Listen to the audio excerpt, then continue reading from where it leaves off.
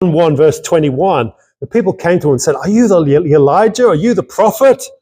And Jesus said, John said, "No, I'm just the voice of one crying in the wilderness, make straight the way of the Lord." And what blesses me about John was that in John 3 verse 30, he said the following about Christ. He said in John 3 verse 30, when he saw Christ, he said, "He must increase and I must decrease." It was all about Christ. It was all about exalting Christ, lifting Christ up.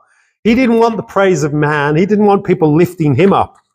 He wanted Christ to be lifted up, Christ to be exalted. He didn't care about how popular he was with man, or whether people were impressed with him.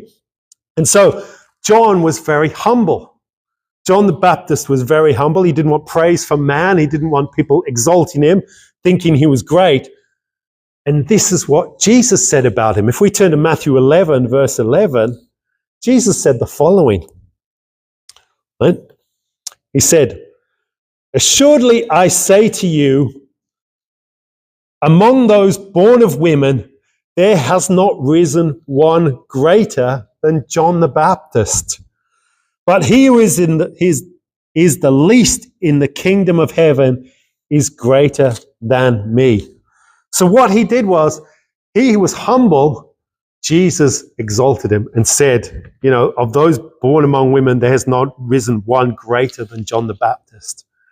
And so, for us, we're not here to lift ourselves up. We're not here to talk about how great we are. We don't care if people don't see our good deeds or what we do. We're not about trying to impress man.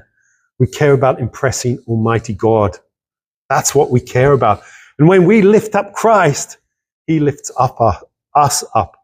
You see many ministries, many churches where they lift themselves up, how great we are, how great a person we are. We don't have to be like that. We lift Christ up, he lifts us up. We don't have to worry about any self-exaltation. Anyone thinking that we're wonderful, we're not wonderful. Christ is wonderful. He's the one who does the miracles. He's the one that does the signs and wonders. Praise the Lord.